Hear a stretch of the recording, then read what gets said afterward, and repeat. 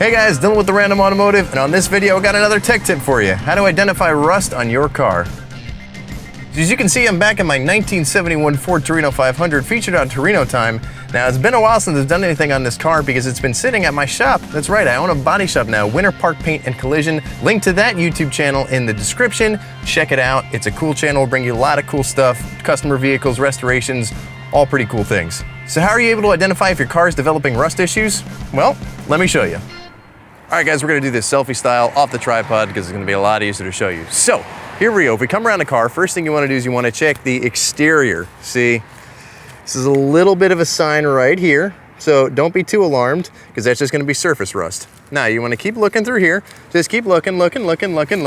Now, here we have a little bit of an issue right here. Now, this isn't so bad because what you wanna do is you wanna stick your finger through. If you can't get your finger through all the way, that means there's still something behind it. So yeah, my finger can't go in too deep. Now these rust bubbles, if you could pop them, see this one can't pop, so that one's still good. This one flakes off. So if your rust bubbles are popping, then you have an issue. If it's just bubbling up, don't worry, it's not too bad. You can get another couple months or so out of that. So let's keep going around the car. Now, if you look at the roof, let's just skip that. Let's not look at the roof. So come around here, again, we got some more holes. I'm stepping in stuff. It's okay, don't worry about it. Now, if you look through here, again, we got some more rust holes. Can't stick your finger through. Now, you got some popping bubbles, that's okay. Like I said, remember, if you can't stick your finger through, you're good. Now, come over here.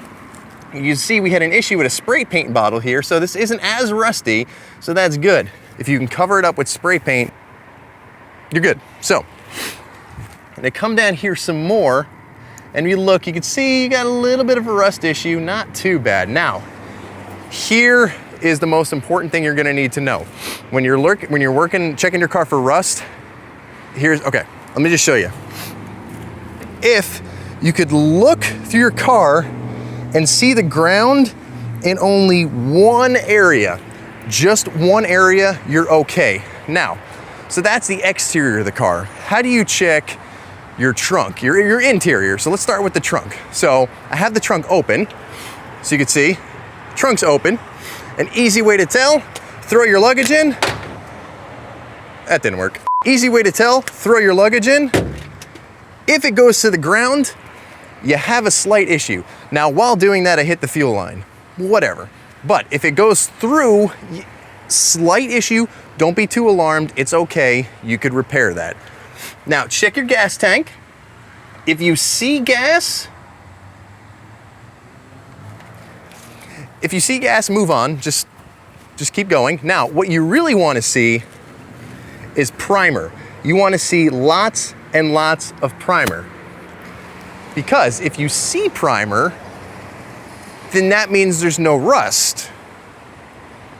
We don't know what's under there, but that means there's no rust. Now, the interior of your car is where you really want to double check because things get a little tricky around here in the interior. Now, as you can see, we have a carpet here. Now, this carpet's a little,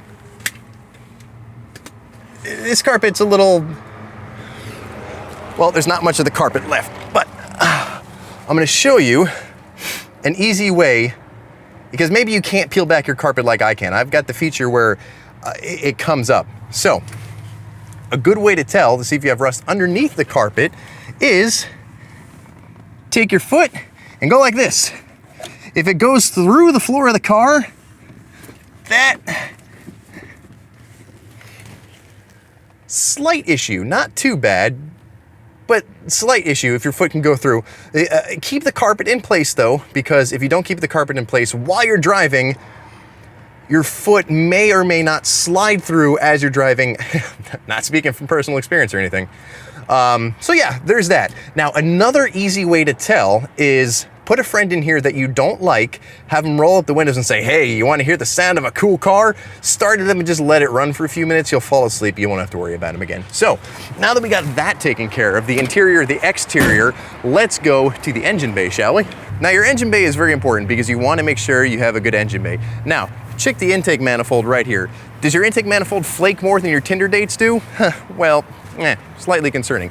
Now the firewall, if there's rust holes in the firewall, that's okay because we don't want fire. I mean, why would they put a firewall in a car? I mean, come on now, we don't want fire, that's the point. So,